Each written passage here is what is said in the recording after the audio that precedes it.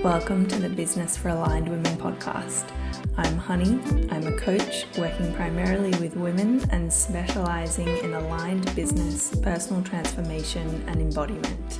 Each week here I'll be sharing business strategy, business advice, tips and tools for you to think more deeply, for you to get more self-aligned and for you to start your week in the most conscious and intentional way possible. Welcome to today's episode. Today is a really special one. I'm going to be speaking with one of my beloved clients who I've been working with since 2020. But before we get into that, I wanted to start with this week's recommendation. And this week's recommendation is more like just a little tidbit of advice, which is pretty obvious and is probably something that you're aware of if you're listening to this podcast or if you're engaging with my work and you're a women small business owner or business owner. And that is that I really invite you to allow yourself to move into more strategic approaches to your business. Now, what I mean by that is I was thinking back to myself in 2019.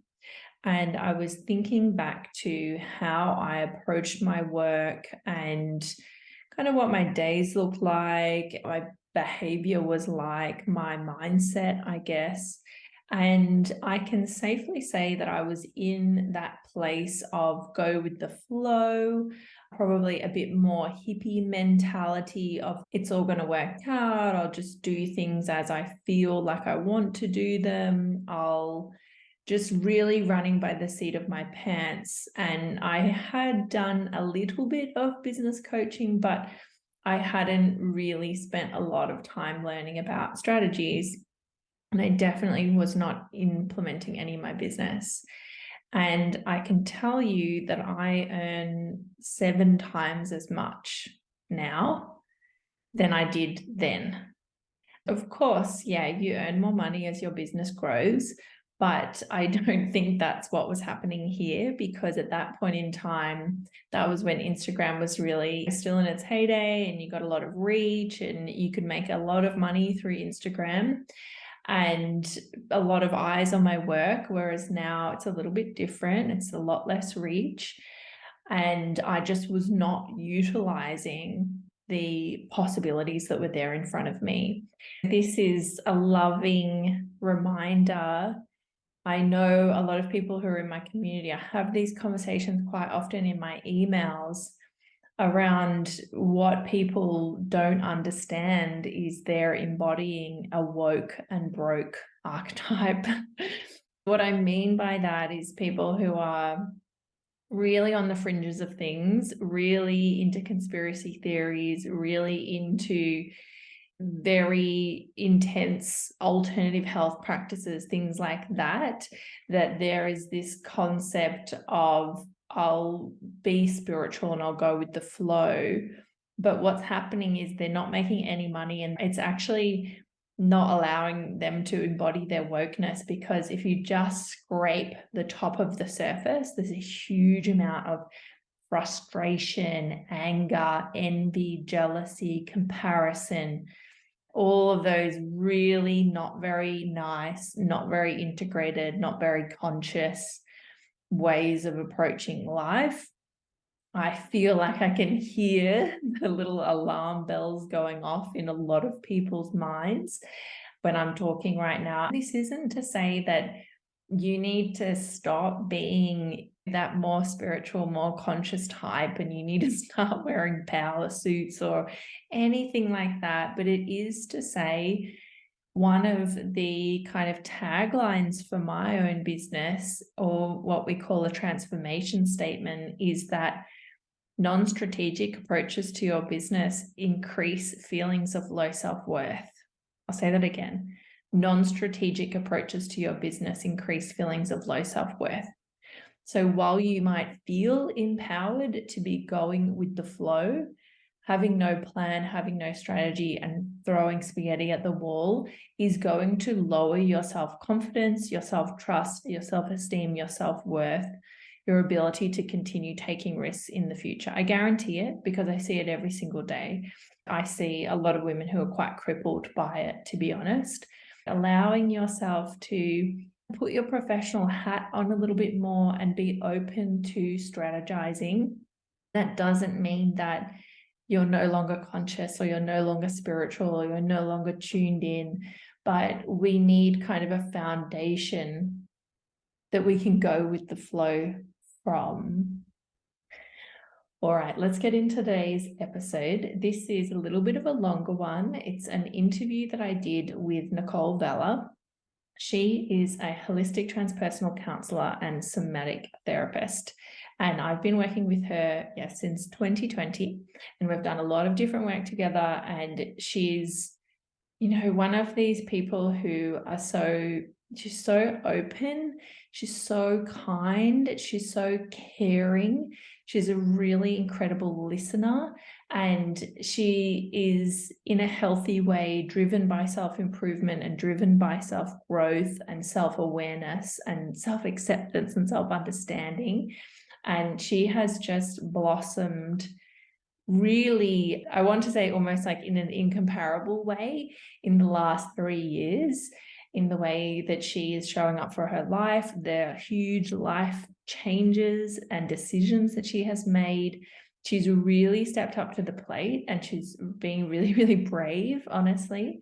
And she's building a future for herself day by day, which is it does now and will continue to allow her to do this thing, this purpose that she's really craved for a long time. And that purpose is helping people, and especially, I think, helping people move on from mental issues and helping them feel more comfortable and more expressive in their life and in themselves. This episode will tell you a little bit about transpersonal counselling. It will tell you a lot about somatic therapy. We're going to go into the talk therapy. Does it work? Does it not work? Why might it be not that helpful? And how somatic therapy can help you with releasing trauma. And we'll also go into Nicole's experience of being a client of mine and how that's affected her life and her own expression. Welcome, Nicole. Hi, honey. Thank you for having me. It's so exciting to have you here. So as we get started, I wanted to ask you your first question. As I'm all about self-alignment and value-aligned living, so would you like to share with the audience what your highest personal values are? Yeah, absolutely. So I do want to give kudos to the Self-Alignment Bible. And my personal highest values would have to be playfulness. It is something that I really aspire to hold space for myself, sometime to be fun. Then ease. Was a word that I really, even the word gives me a sense of peace, of space. It's that idea that I don't have to be working hard all the time. Another one for myself is freedom. And that for me is freedom to be myself, whatever I am, whatever I want to say yes to, but also monetary freedom. So that's important to me. And vibrancy. So physically, mentally, energetically, I just really feel this sense of wanting to be and feel vibrant. The last one is, and I did struggle to come to terms with this word, it was notability. So it was notability for me. And it's more so to do with the fact that my work isn't just work. It feels like a passion. Such a big part of my life, and I feel so deeply that I just want to reach as many people as possible. So I accepted that there is such a thing as humble notability, and I'm here for it. Oh, I love that. And yeah, there's something so empowering about taking on some of those words or those concepts that, at times maybe we've been told that would be arrogant, or that would be too much. For myself, accomplishment is a big value of mine, and that can mean accomplishing big things, but it also can just mean finishing the things that I set for myself. Yes. And it was, especially the part where we had to journal around where they may have come from for us and where we may feel lacking. So it was very interesting. And I really do hold these. They're near and dear to my core, these words. So it's great. Yeah, and I think it's really nice for people to hear someone else's values other than mine, because I think when we hear values work, we very much go to like religious or ethical, those cultural kind of standards. But in the self alignment work, what we're doing is we're unveiling themes and words and concepts that are really, really unique. Like, vibrancy and ease wouldn't necessarily come up for a lot of people as their highest value. So to be able to recognize and honor that in yourself, I think is one of the most empowering things that we can do as women. And on a last note as well, I remember one of my first sessions with you 3 years ago, and it was very much the only thing I could come up with as my highest value was love. And Mm. I remember reflecting on that when I was doing this. And don't get me wrong, there is a place where that belongs as well, but it's not necessarily mine. These are mine. I really feel them. Yeah, I did think they had changed a little bit from the last time we spoke about it.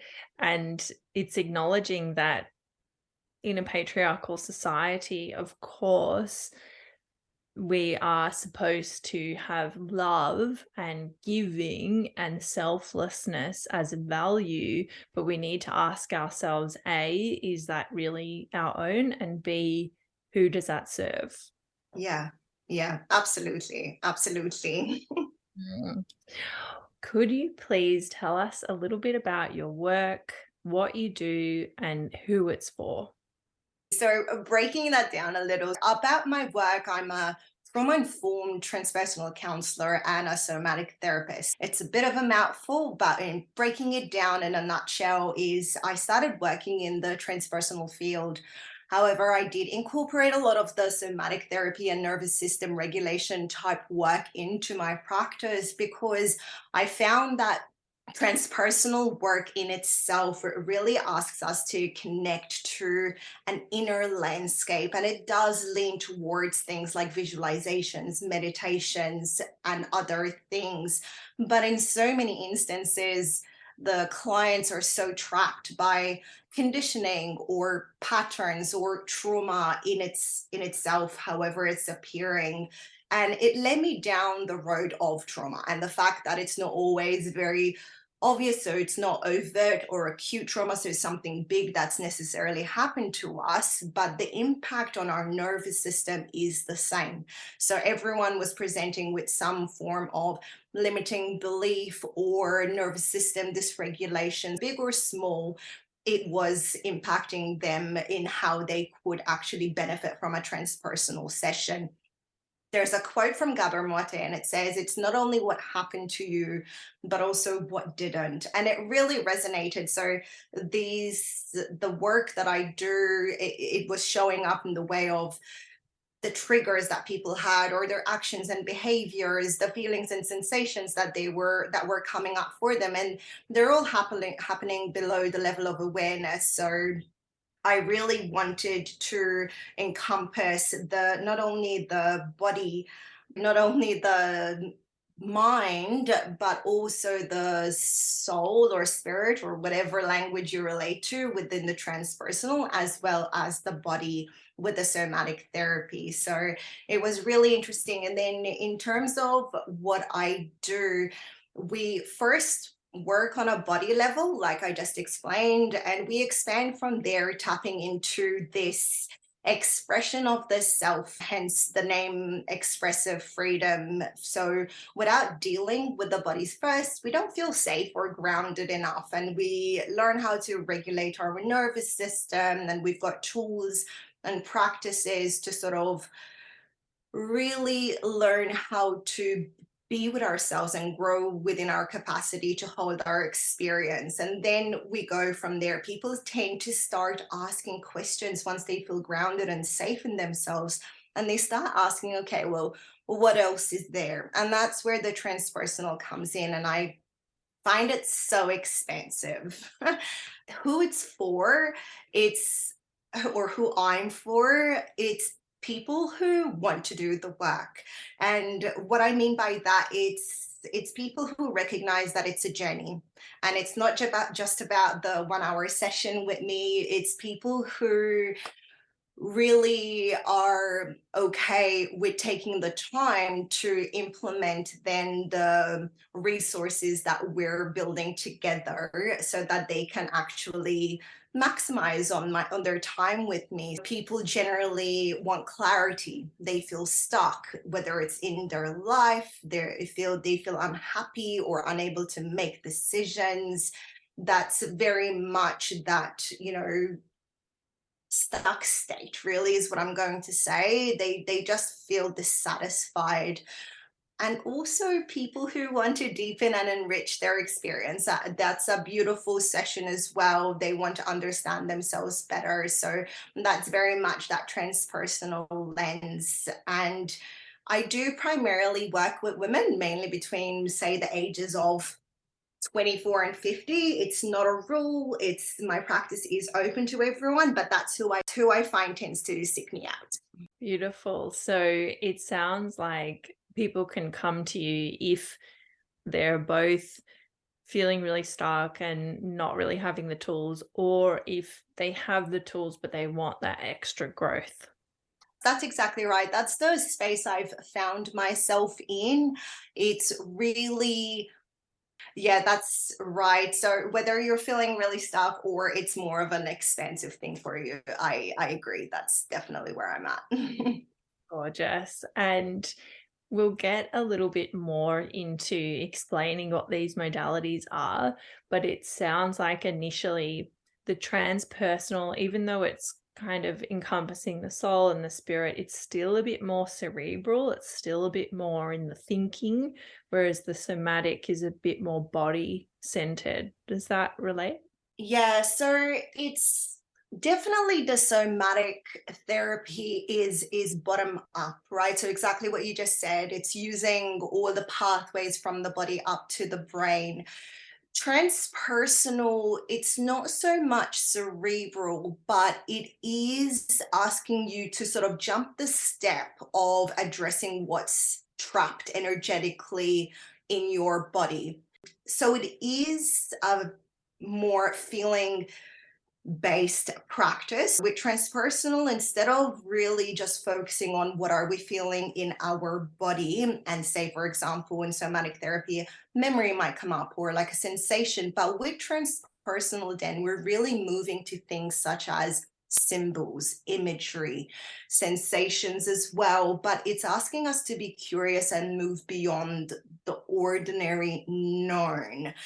And that's because it leans on, blends of therapy with Eastern, some shamanic, and other indigenous philosophies that are working with something that is greater than ourselves.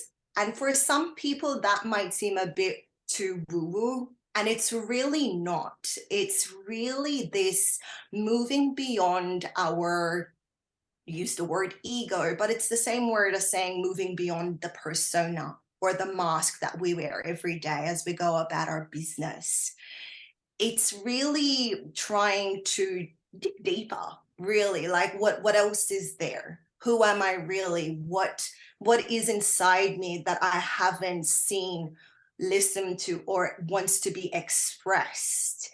It's And I find, this is where we spoke before, I find that without working on our body and feeling safe and grounded, it's really hard to tell someone, oh, like what wants to be expressed, because it just might feel like too much. Yeah, totally. And I have experienced in a lot of my clients, especially clients who are really stuck, Mm. that they might have a lot of language around self-awareness and self-development, but the daily choices that are happening potentially because of their nervous system state are not in alignment with the level that they think they are at. Does that make sense? It does. It does. And that's that idea of staying in our head. And we think that I know that you would have mentioned this to me before, like there's something about the reading of things and the listening to things, but you really need to bring it back to the body. So a lot of respect for the clients that show up for themselves, that do feel comfortable and safe to experience it, because it does bring things up when we stay with the body. When we stay in our head and we just intellectualize things, it's safer, but it's also something that's going to keep us at a distance from the actual experience. I've had just a couple of experiences in my 5 years of business, and interestingly, they've been the exact type of person in the precise same life situation, Wow. where they've been very, very self-aware, really able to language it, really able to talk about it. But as soon as feedback was given about needing to move more into the body and actually into aligned action, aligned choices, everything exploded. And as someone who's not a therapist, and when you work with me, you sign a contract saying that you won't expect me to be a therapist. I've actually just had to let them go and had to say, this isn't right for you at this point in time, in hopes that they will kind of move more into their body and maybe seek out a therapist or someone who's more qualified. Because it can be, if you've been in that cerebral thinking, talking, reading, and really avoidant of the feeling of whatever's in the body or the feeling of trappedness or stuckness, it can be very explosive when you start to go there. Yeah, yeah, and I can't imagine. I mean, like, because in your work, that's part of what you do. You're addressing things that you're seeing. So I can imagine that for someone that hasn't done some of this more, yes, body-based practices, it can feel like a lot. So I definitely encourage people to start gently. Doesn't mean face all the things. Start gently though, because the value is immense. It really is, to start to get to know what I use the word triggers. So you start to understand what instances, what environments, what people actually cause us to shift states. And then, maybe that's the first thing that you stay with, the fact that you're just noticing, and then what it feels like in the body, what different states feel like. There are little steps that you can do on your own, but it's always so much safer to do it, I feel, with a therapist, especially if you know that, something feels big, even if you don't know what it is, something feels big, or you just need the support because there's resistance and you want to work through that. I think it would be great to even start small and slowly rather than continue to avoid and have those be really reactive with things. Yeah. And I also think it would be similar to business, in that if you've got stuff going on, you're too close to it to actually sometimes even recognize the patterns that you have, or the ways that you're approaching things which are continuing to keep you in that state. Mm. When you can have a therapist or a coach for business to actually be just that little bit further away from it and be able to reflect back to you kind of the patterns and what's going on. 100%. I mean, like, I talk about myself here as an example. A therapist myself, but I found myself in a place, it was a little while ago now, but I was really into all of the things I was doing and I was really excited. And I had a session with my own therapist, and she sort of mentioned to me, because I felt as though, yes, like I was really busy. And I was caught in the loop of being in an activated state. I was addicted to that activated state because not being there was a belief linked to it that I was lazy, or I was gonna, quote unquote, go back to how I was before. Mm. So there was this nervous system, dysregulation happening within me, and the outcome was, in my eyes, this good thing. I was doing and achieving, but it wasn't coming from a grounded place. So I had to really take a step back, reevaluate, and move from a more embodied, grounded way. Yeah, and kind of moving in a way that is sustainable for your future long term rather than kind of quick wins and quick hits in the moment. Yes, absolutely. In terms of the transpersonal as well, though, I find that, I think I said it before, but I really do like that idea of finding that part of ourselves that we can grow the relationship with. And I feel like it was very much, my first encounter with yourself. Mm. It was a time where I felt lost, and I felt like I had abandoned this part of myself for so long and not knowing it. And it was building this relationship with my innermost self. It's beautiful if we can just take the time to peel back the layers. So, most people, and we're sort of touching on this as well, which is why I brought it up. Most people don't know themselves on this innate level, and they identify with the mask, with the whatever is happening in the present day, not understanding that it's just echoes from past experiences, or that sense of not really being in alignment yeah, with this innate, most inner part of themselves. Yeah, and that kind of brings back to the values work as well, because I think that's when we do that really honestly, Mm. that can be one stepping stone towards that deeper relationship with ourselves. And one, just to put my 2 cents in this conversation, I really think people don't spend enough time alone. And when they are alone, they tend to be chronically distracted or chronically overstimulated. Not to toot my own horn, but I feel like it's very important. It's obviously important in life to have relationships and connections. For me personally, in my life, having a very, very pleasant relationship with myself is my number one priority. I love hearing that, honey. I really, I really, really do. I mean, I'm the kind of person that loves, it's not that, I say I love my own company, but I do. I love being by myself. I like to do things for myself, with myself. And I think, to what you were saying as well, in the beginning, I think I even struggled, for example, taking a 10-minute drive in my car without a podcast or a book on the radio, sorry, on the speakers. And it was really highlighting that it's okay, like uncomfortableness of just being with myself. But it's amazing, from back then to now, it's such a beautiful gift. And I feel that space that you're talking about, being with yourself and space, is a key ingredient to just getting to know ourselves, but in a long-term way.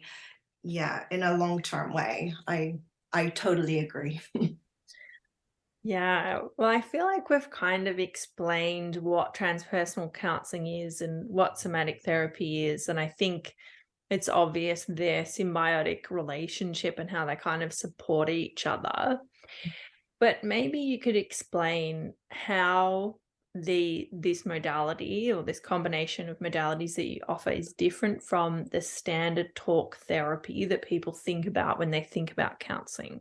Besides the obvious or not so obvious, maybe part that we touched on is the fact that Western psychology or talk therapy is very much about the mind. And we've already touched on that transpersonal includes not only the mind, but also spirit, heart, soul. And then somatic therapy includes the body. So there's that differentiation there. The emphasis or a lot of the feedback that I get from people having been to talk therapy is that they may have taken a strategy to use here and there, but overall they still feel stuck. They feel like they haven't really gotten to the core of the matter and it feels surface level. And I say that respectfully because talk therapy has its time and its place. And we do talk in sessions, whether it's somatic therapy or in a transpersonal. So it does have its time and place.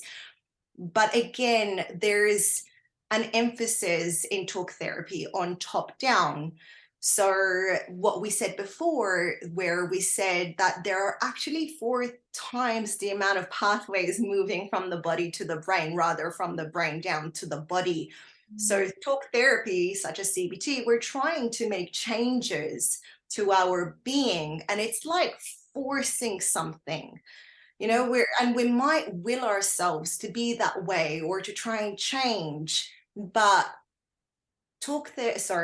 somatic therapy and transpersonal, we're really moving a bit more naturally with what feels like, there's just less effort. I'm not going to say less work because, we still need to practice and do all of the things, but we're moving with the flow of what I feel is going to give us a better outcome. So yeah, the working with the brain, the prefrontal cortex, it's not also the feeling of feeling stuck is because the patterns, the beliefs, the root causes, they're not held in the prefrontal cortex, the mind the part that's used during talk therapy, they're held in the body. And it's very much known now, it's accepted. The traumatic imprints or any energetic imprints, they're held in the body. And this is, where, again, somatic therapy is incredibly useful. We're dealing with the actual imprints on our nervous system. And the transpersonal is understanding that the story, it's not all of us. There's more to us. So that's probably in a nutshell how they differ to standard talk therapy. Yeah, so it will hopefully create a better outcome with less force. Yeah, and it feels more embodied. Mm. It's more, it's really taking our whole experience into consideration, I feel. Yeah, More holistic. definitely. Yeah. Wonderful. So you and I have been working together on and off for 3-ish years, and we started working together in the depths of isolation during the start of COVID. Yeah. So we've kind of traversed a lot of ground together, and changes in yourself and your personal life and your professional life, and also changes in my professional life.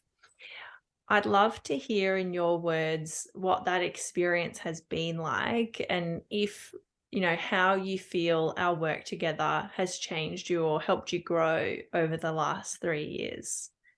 Definitely. And I know it feels amazing to think about it over a span of 3 years. One thing that I know I came to you with in the first one-on-one sessions that we had together, and I remember you asking me what my intention was for working with you, and that was a personal mentorship I did with you. And I said clarity.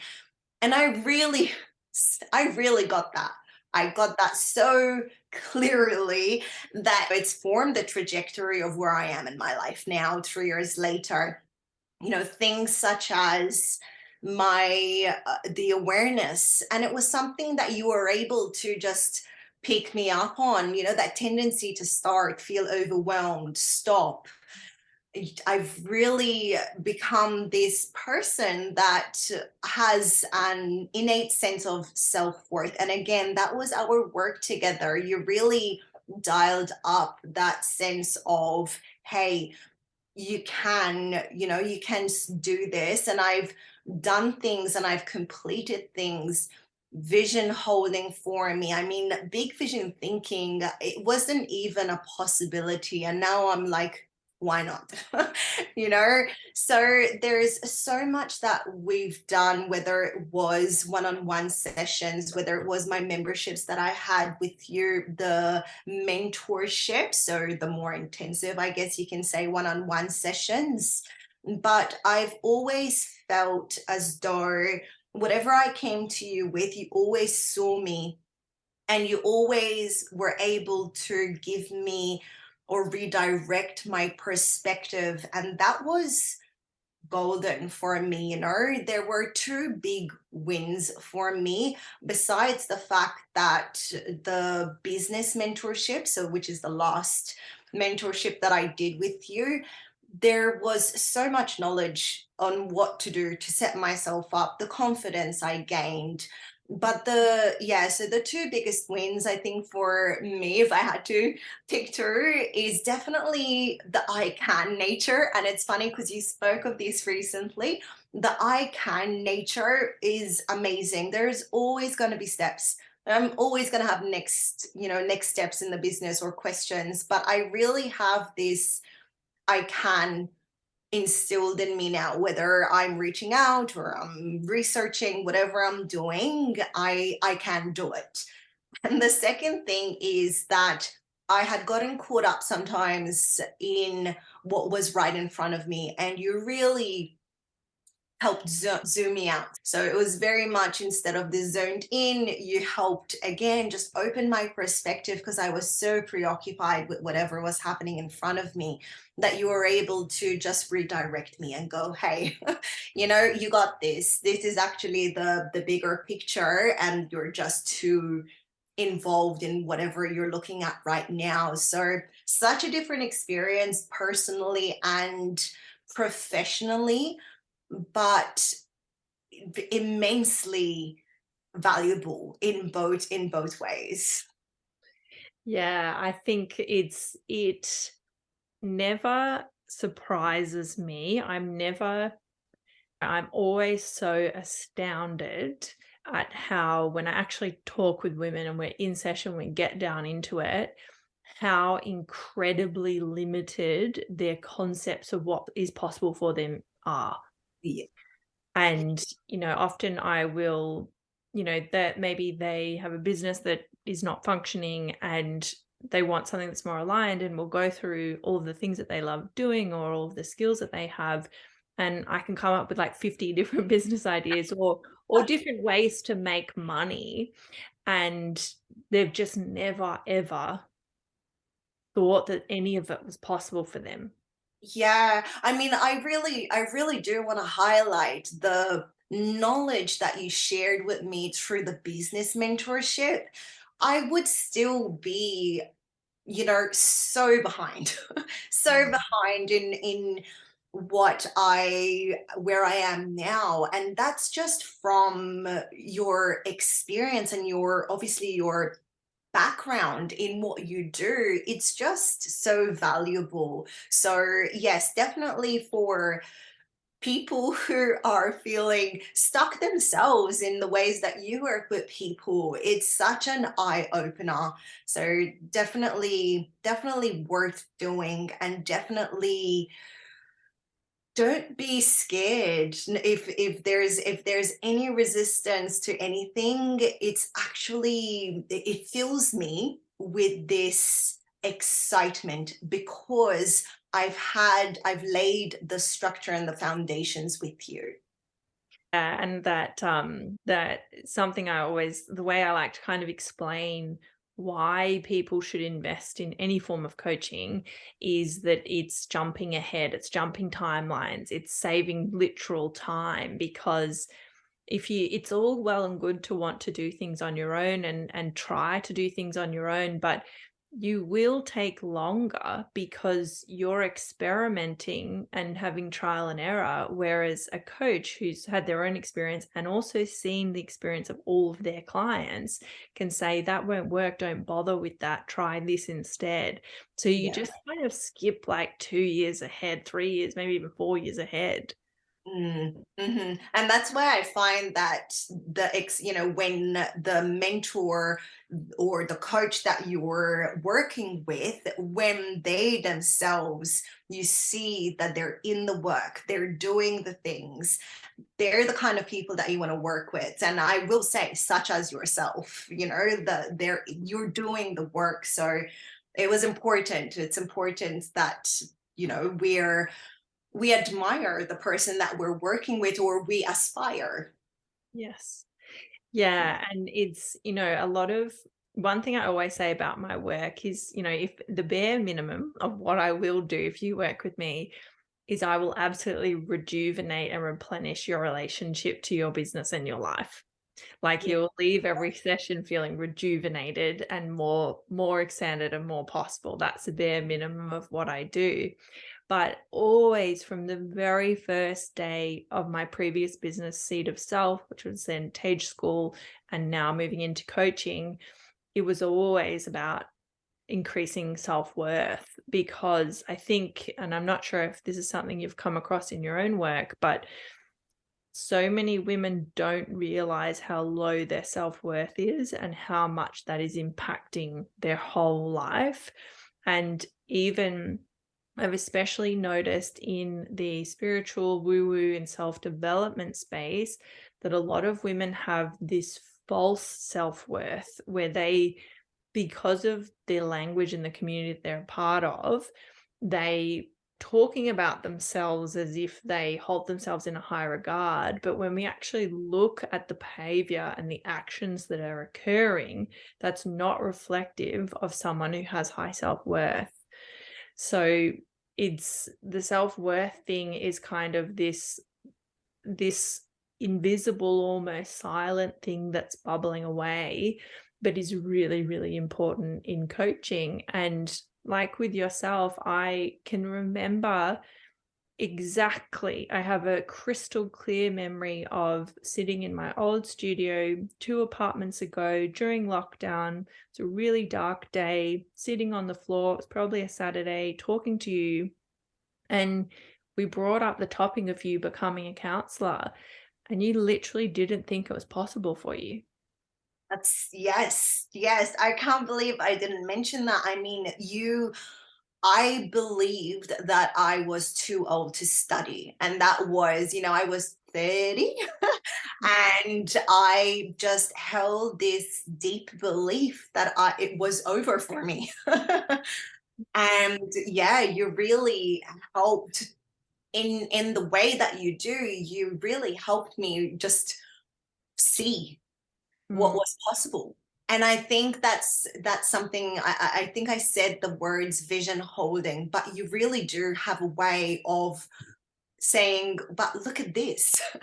And you're like, oh wow, like yes, I can. It is incredible. I think both ways, to have someone to open to actually pose and suggest things to you. So this is where, for example, our work differs, where you will actually say something and that like suggest something, for example, and that holds so much value.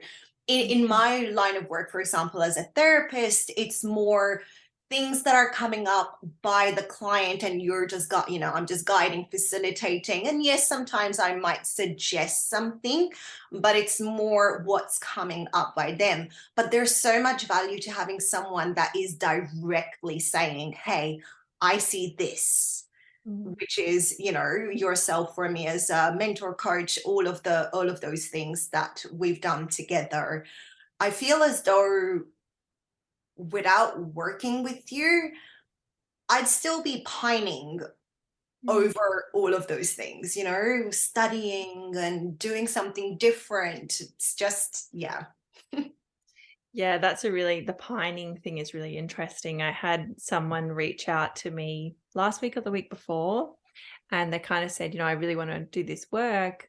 And she had been sporadically reaching out to me saying that for 4 years.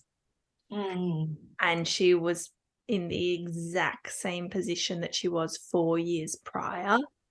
And it's like, or looking back and you're seeing, it has been 2 years of wanting to do this thing or 3 years of wanting to do this thing, and I haven't made it happen myself. That's when you need to commit to someone helping you. Yeah. Yeah. To me, you are the gateway to like aligned action. That's how I see you. Like you are the gateway. Yeah. Yeah. The gateway to aligned action. It just really propelled me forward. So definitely, whoever that person is, I'm sure there are other people that might just be listeners or maybe not, but I'd say that, yeah, they just need to commit, do the thing. I mean, I would have stayed small within myself, let alone my business. Mm. Yeah, it's definitely interesting to see it play out over time. My two little dogs are having a little fight, but as you said before we hit record, I think everyone's used to it being a package deal with me and That's right. my witches familiars. So we'll start to wrap up because they're probably going to get really naughty. It's really rainy, so they haven't had a proper walk today. Of But course. I'd love to know a couple of things as we finish up.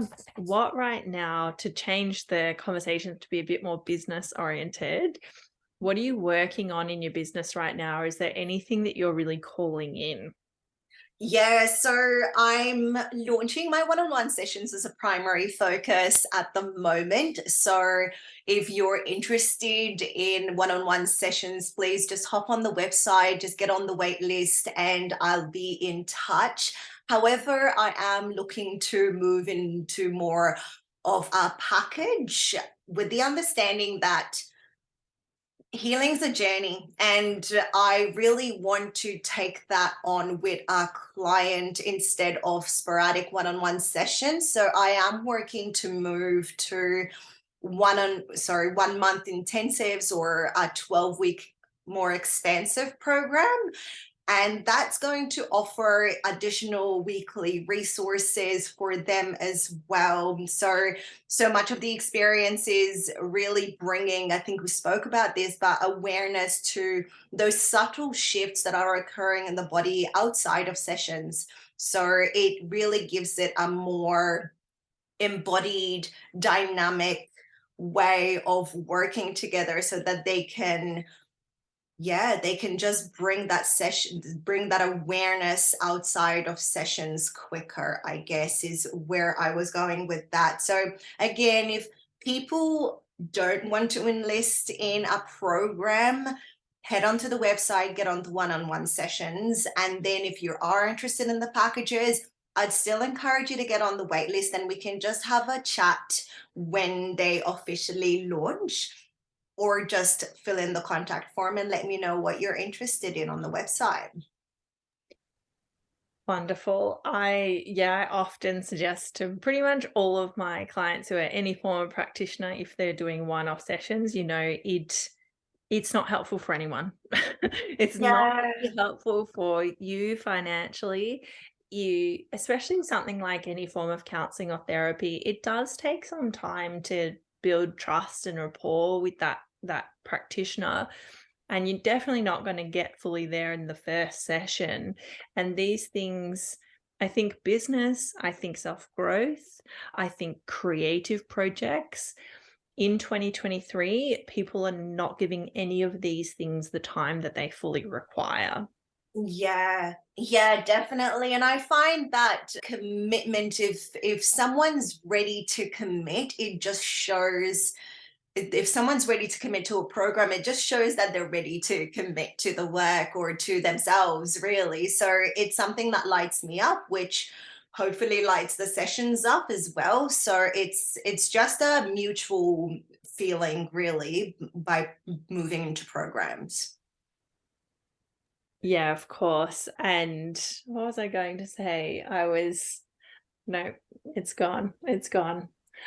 So is there anything that you specialize in? Are there, main areas that you're really interested in so that people can kind of see if you're going to be the right person for them?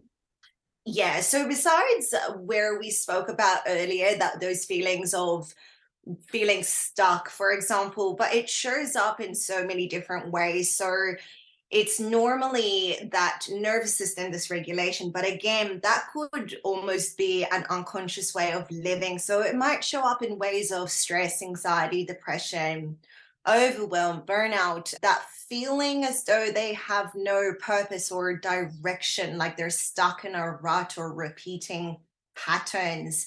Definitely, if there's a feeling of disconnect to yourself, to others, definitely as well, limiting beliefs, issues with self-worth or esteem, which we touched on as well, life transition or changes. And then there's also, touching on making sense of spirituality, which is part of that transpersonal side as well. So what I find is I work with people that have been through trauma, big or small. The impact, like we said, it's the same on the body, but my main area of expertise is developmental and pre-conscious trauma.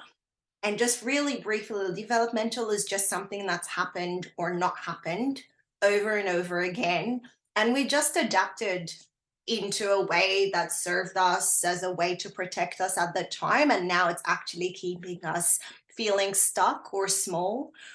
Pre-conscious is a little bit trickier. We don't have many memories, so it's pre-verbal. So it's, we're working again, instead of with memories, we're working with sensations, symbols, imageries.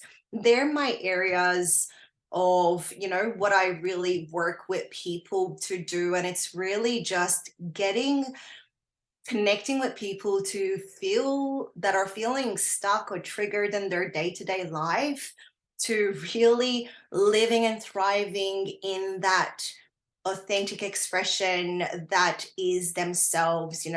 It's something that we can do together so they can do it in an embodied way. Yeah, showing up and fully grasping their whole lives. Yeah, definitely. So anyone that is stuck in survival patterns, but I it's hard saying that because we don't know. So that they're all or some of the ways that they show up for people though. Yes, of course, it is a bit hard to tell sometimes. So where can people find you? So I am on TikTok, Instagram, YouTube, and Pinterest with the handle at Expressive Freedom Therapy. I am most active on TikTok though. I would love to connect with people, whether they want to send a DM or send through anything they want on the contact form on the website. And if the session interests you, by all means, please get on the waitlist. Thanks so much for your time, Nicole. I will have links to find everything that you've mentioned in the show notes. Honey, thank you. Thank you for all that you've done with me. And thank you for having me on. Thanks, Beauty. Hope that you got something or a lot from this episode today. If you would like to connect with Nicole, follow her on TikTok. You can search with no spaces, Expressive Freedom Therapy, or you could also check out her website, expressivefreedom.net. And I will have all of the links to her website and her social media in the show notes, and you can jump on and explore all of her free offerings and maybe jump on the waitlist for her counseling.